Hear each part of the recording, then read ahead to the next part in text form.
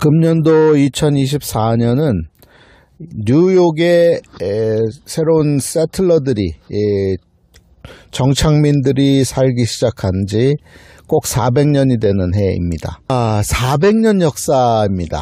이게 길다고 하면 길고 짧으면 짧은데 뉴욕은 이제 400년 된 곳입니다. 그럼에도 불구하고 이 뉴욕은 세계의 중심 도시이지요.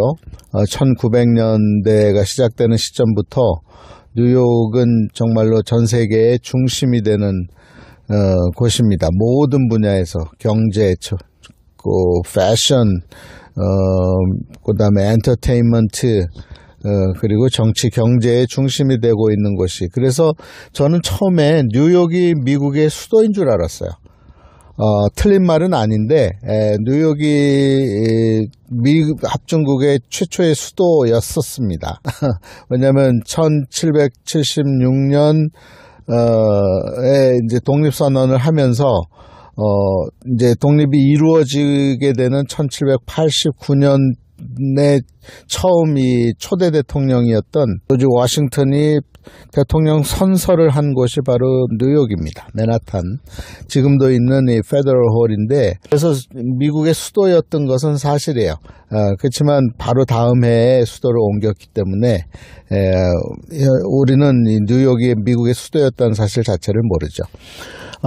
뉴욕이 그렇게 역사가 있는 곳입니다. 그런데 뉴욕에 사람이 살기 시작한 것은 언제부터인가? 지금부터 딱 400년 전인 1624년 5월 달부터 사람이 살기 시작합니다. 그래서 뉴욕 스토리를 좀 얘기를 해보면, 뉴욕의 히스토리를 얘기할 때 뉴욕을 발견한 사람, 그리고 뉴욕을 실제로 탐험한 사람, 그리고 뉴욕에 살기 시작한 사람들의 이야기를 해야 될 겁니다. 자, 뉴욕을 발견한 사람은 누군가? 그리고 언제인가? 1525년입니다. 한참 전 얘기죠.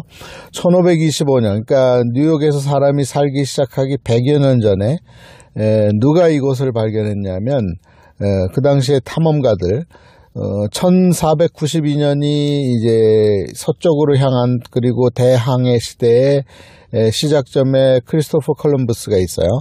스페인에서 출항하게 되는. 스페인에서 출항한 콜럼버스는 미국 북쪽을 발견한 것이 아니라 이 인도로 가는 항로를 개척하기 위해서 출항을 했는데, 어쩐 일인지 반대쪽으로 해서 지금의 중앙 아메리카 쪽으로 와버렸어요. 그렇지만 이제 탐험은 시작된 거죠. 그 항해 일지를 바탕으로 1525년에 누가 등장하냐면은 이 프랑스의 그 항해사였던 그리고 그의 출신은 이탈리아입니다. 이탈리아 태생, 그리고 프랑스 국적을 갖게 되는 이 지오반니 베라자노라고 하는 인물이 있어요. 지오반니 베라자노. 그는 프랑스 선박을 타고 이 크리스토퍼 콜럼버스가 중앙아메리카를 발견했다 그러면 그 북쪽 항로를 찾아가기 시작합니다. 그래서 지금의 버지니아를 지나서 위쪽으로 쭉 올라와서 이 롱아일랜드, 뉴욕이 시작되는 긴 섬이 있어요. 롱아일랜드와 그 서쪽에 있었던 곳을 발견하는데, 이 뉴욕이 어떻게 생겼냐면 스테이튼 아일랜드가 있고 그 안쪽에 맨하탄이 있고, 그리고 동쪽에 지금의 브루클린, 그리고 롱아일랜드로 이어지는 그 섬들이 있는데, 지오반니 베라자노의 목표 지점은 사실은 어장을 찾아내는 거였어요. 뉴펀들랜드 어장이라고 하는 어장이 이제 발견이 되는데, 그게 이제 어디냐면 지금의 캐나다 쪽이에요. 그래서 이 지오반니 베라자노는 이 처음에 버지니아 쪽에 왔다가 북상해서 지금의 뉴욕 항 입구까지 오는데 들어오질 않아요. 들어오진 않고 기록에 남기기를 큰 호수 같은 곳이 있더라. 라고 하는 기록만 남기고 지금의 롱아일랜드 남쪽, 그러니까 JFK 공항이 있는 롱아일랜드 남쪽을 계속 동진해서 북진해서 이제 캐나다 쪽으로 연결되는 바로 노바스코시아 캐나다형이죠. 노바스코시아를 지나서 이제 그 뉴펀들랜드 어장 그러니까 고래가 많고 어군이 많이 있는 그곳을 발견하고 되돌아가죠. 그리고 이제 그런 기록을 남긴 것을 바탕으로 이제 누가 오느냐, 이제 본격적으로 뉴욕을 탐험하는 사람이 옵니다. 그의 이름은 바로 헨리 허슨이라고 하는 인물이에요. 헨리 허슨은 국적이 영국이에요. 그런데 그를 고용한 회사는 네덜란드예요. 그 당시에 네덜란드에 이제 회사들이라는 것이 생기기 시작합니다. 그래서 동인도 회사, 서인도 회사 이렇게 생기는데, 동인도 회사가 이제 그를 고용을 해서 동인도 회사 선박, 다시 말해서 네덜란드 선박을 타고 이 헨리 허슨이 그 베라자노가 기록했던 기록을 바탕으로 해서 도착한 곳이 바로 지금의 뉴욕입니다. 그래서 그는 들어오죠. 그러니까 지금의 스테이튼 아일랜드와 이 롱아일랜드 사이를 타고 들어옵니다. 그래서 지금은 어떻게 되어 있냐면 최초로 이 지역을 항해했던 베라자노의 이름을 따서 베라자노 브릿지가 있어요. 베라자노 브릿지 안쪽으로 들어오는 거죠. 그 당시에는 브릿지가 없었죠. 들어와서 그가 최초로 이 정박을 한 곳은 지금의 거버너즈 아일랜드입니다. 이 거버너즈 아일랜드, 이곳에 이제 정박을 하게 되죠. 정박을 하고, 그래서 그 정박한 항해 일지들이 날짜별로 쭉 기록이 돼 있어요. 그래서 그가 도착한 날짜가 1609년 9월 11일인가 그렇게 돼 있어요. 9월 달에 도착합니다. 바로 이 거버너즈 아일랜드에 도착한 때는 1609년 9월달.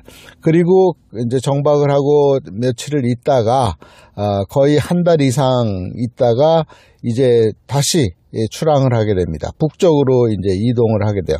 왜냐면 이 거버너즈 아일랜드에서 많이 보여요. 북쪽을 보면 큰 섬같이 생긴 게 보이거든요. 그게 맨하탄이에요. 그리고 동쪽으로는 브루클린이 보이거든요. 그래서 다시 항해를 시작한 것은 10월달.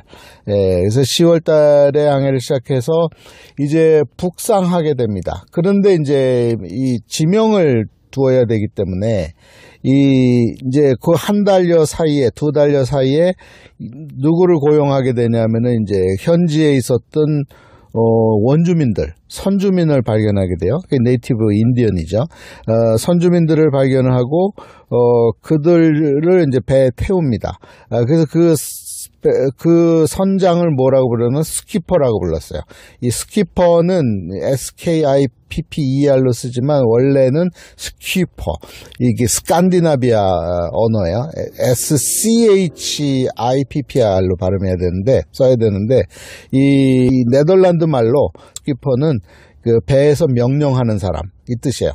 그래서 이 스키퍼하고 이 선원을 이제 배에다 태우고 그들이 길잡이를 해야 되니까, 그들이 선주민이니까 그들을 태우고 이제 북상을 하게 되는데 어떤 항로를 찾냐면은 이 헨리 허슨의 목표는 뭐였냐면 그의 명령, 그러니까 네덜란드 선박의 회사에서 그에게 준 사명은 뭐냐면 북방 항로예요. 그러니까 막혀버린 쪽으로는 이슬람에 의해서 막혀버려서 중국과 인도를 갈 수가 없게 된 바람에 이 반대로 돌아서라도 가야 되겠다, 중국으로.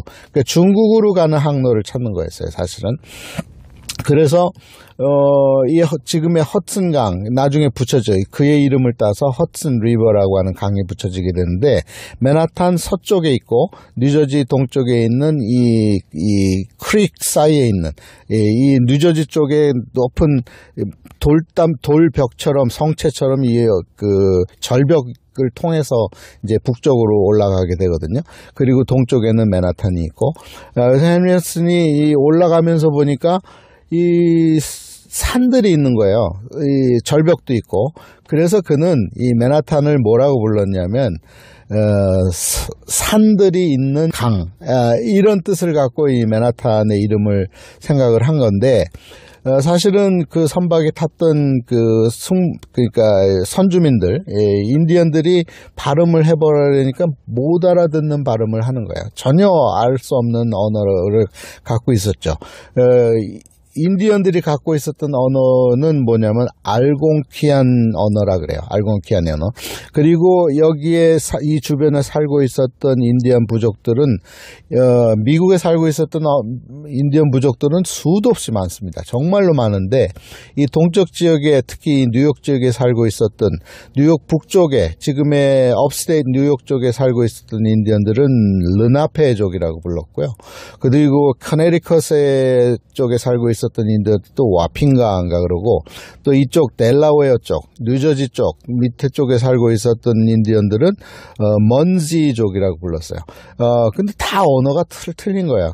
그런데 이 맨하탄을 발음을 해보라 그러니까 뭐라고 그러냐면 알 수 없는 발음을 하는 거예요. 이 승선했던 이 헨리 허드슨의 오피서였던 이 직원이 기록을 하기를 뭐라고 기록했냐면 그도 어디서 들은 단어겠죠.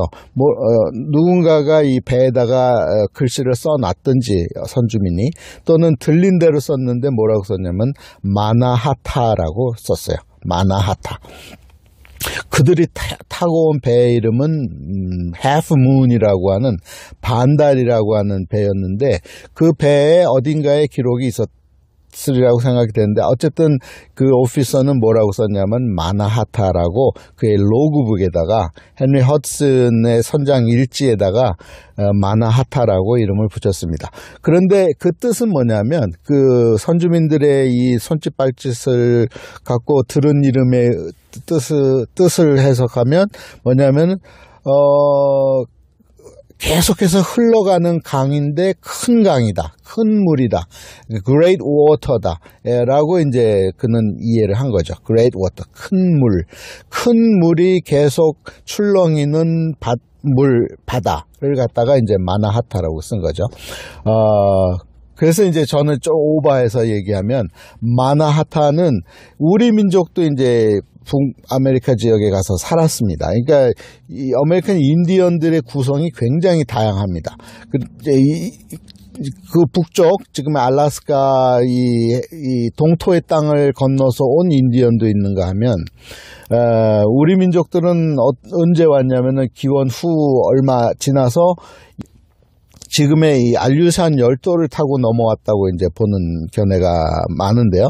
그 알류산 열도라 하면 이제 이 뉴욕을 왔다 갔다 하시는 분들, 또 미국을 왔다 갔다 하시는 분들이 비행기 타면 그 심심하니까 이 앞에 놓여있는 화면에서 이제 지금 어디쯤 왔을까 이제 늘 찍어 보잖아요.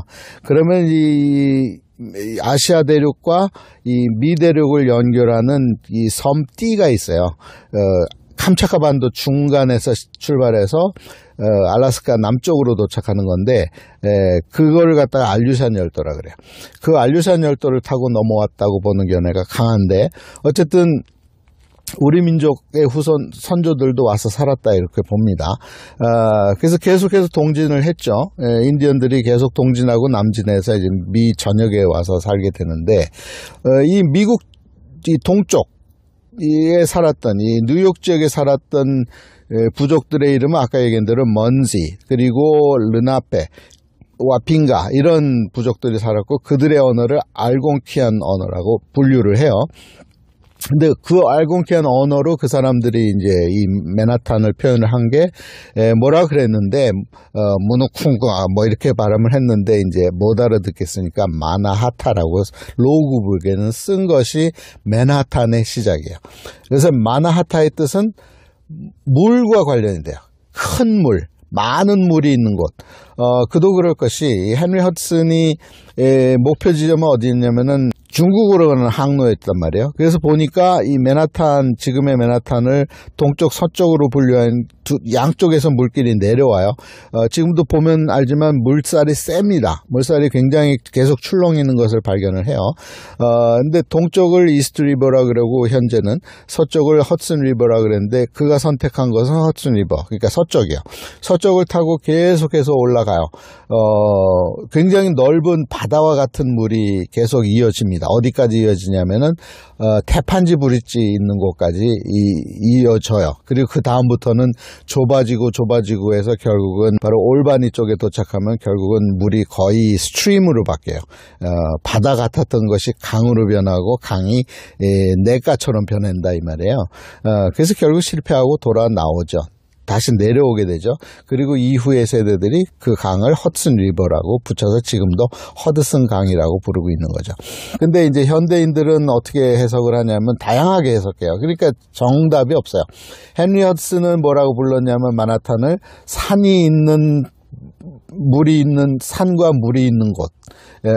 그래서 그걸 후대에는 작은 구릉이 많은 섬 이렇게 해석한 사람도 있고 또 어떤 사람들은 이 두 물이 갈라져 나오는 곳. 왜냐하면 이스트 리버하고 허슨 리버가 갈라져 내려오거든요. 그래서 두 물이 갈라져 내려오는 곳이라고 해석하는 사람도 있어요. 근데 제 해석은 물이 많은 곳. 맨하탄은 물이 많은. 그래서 이제 여기 살던 부족을 나중에 이 유럽인들이 뭐라고 그러냐면 만하탄이라고 불렀어요. 물이 많은 곳에 사는 부족들. 그래서 만하탄 이렇게 불렀거든요. 그래서 맨하탄의 유래가 그렇게 된다 이 말이에요. 이 헨리 허드슨 선장의 직원이었던 사람이 마나하타라고 기록한 것에서 이 만하탄은 시작이 된다. 이렇게 보면 맞을 거고요. 그래서 여기 거버너즈 아일랜드에 처음 도착한 헨리 허드슨은 한 달쯤 있다가 이제 북쪽으로 항해를 시작하고 결국은 실패하고 돌아갑니다. 그리고 이 모든 기록들을 이 로그북에다 남기게 되죠. 그 남긴 기록을 바탕으로 영국에 있었던 사람들이 이제 배를 띄우는데 그게 대표적인 두 배를 띄우는데 하나는 실패하고 메이플라워라고 하는 나머지 한 배가 어디로 들어오냐면은 지금의 보스턴 플리머스라고 하는 곳에 도착합니다. 플리머스라는 지명은 없었겠죠, 당연히. 어디에서 출항했느냐면 영국 제일 남쪽에 있는 플리머스 항이 있어요. 플럼마우스란 뜻이에요. 그러니까 자두나무가 많은 항구 이 뜻이에요. 거기서 출항한 이 메이플라워호가 도착한 곳이 지금의 플리머스. 나중에 이제 명명을 한 거죠, 플리머스라고. 것이고 거기는 보스턴 남쪽이에요. 그런데 왜 하필 보스턴으로 왔을까? 의도적으로 온 게 아니에요. 실수로 온 거예요. 실수로. 이 사람들이 영국에서 출항할 때 그들이 참고로 했던 것은 바로 이 헨리 허드슨, 영국 선장이 기록했던 이 로그북을 바탕으로 해서 뉴욕으로 들어오기를 원했던 거예요. 그런데 이 해류가 이제 자꾸 북쪽으로 흐르는 바람에 어디에 도착하냐면 지금 케이프 캇이라고 하는 그 끝자락에 도착을 해요. 그래서 나중에 케이프 캇이라고 불렀어요. 그리고 이제 안쪽으로 들어와서 지금의 플리머스에 이제 안착하게 되면서 여기에서 살기 시작합니다.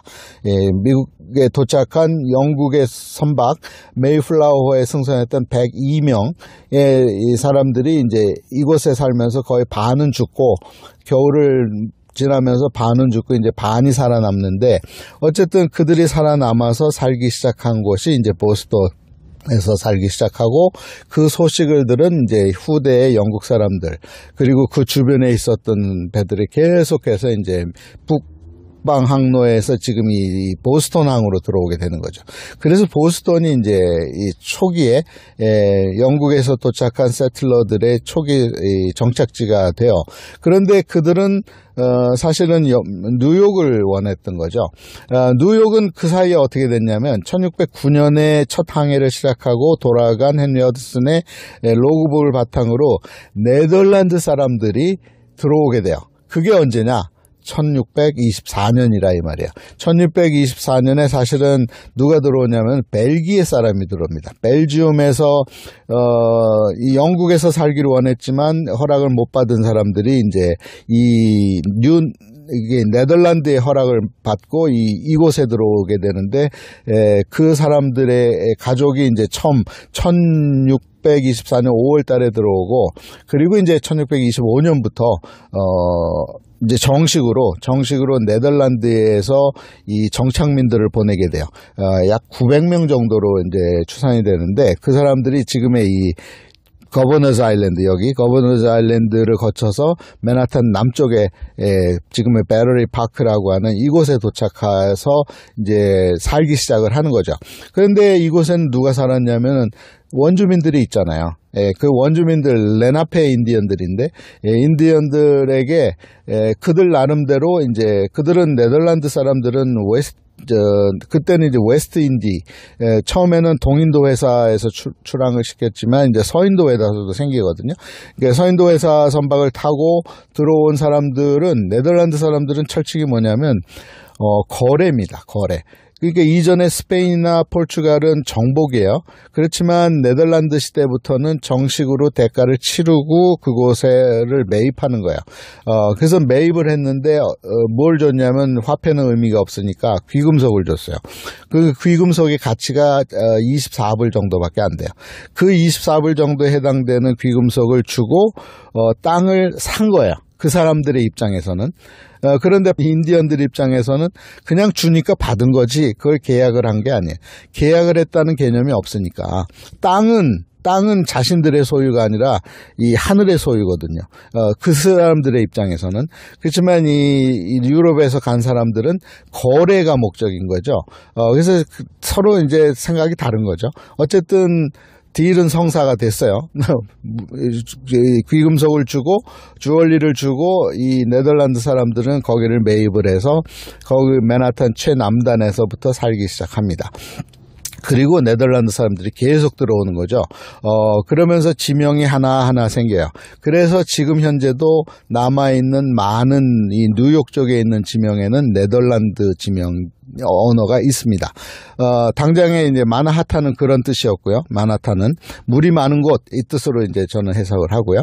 그 다음에 이 스테이튼 아일랜드도 네덜란드어입니다. 스타트라고 하는 단어에서 시작이 되고, 이 브루클린도 네덜란드어예요. 브레클랜이라는 단어가 있어요. 네덜란드 언어에. 그리고 이 퀸즈 쪽에 한국인이 많이 살고 있는 플러싱도 네덜란드 언어야. 블레싱겐이라고 하는 단어가 있습니다. 지명이 있어요. 그렇게 되고, 이 위쪽에 있는 마지막 이제 보로에 해당되는 이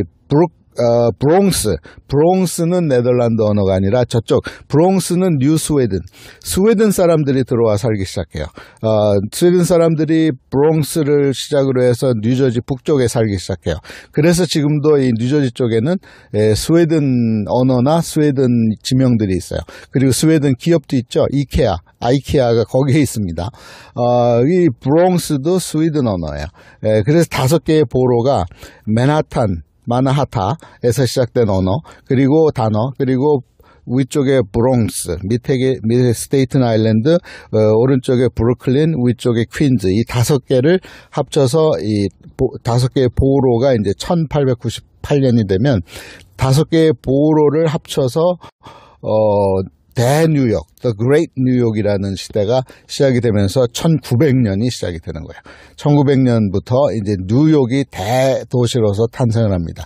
5개의 보로로 형성되는 대뉴욕이 1898년에 형성이 되면서 1900년대를 맞이하면서 이 뉴욕은 명실상부 세계의 중심 도시가 되는 거죠.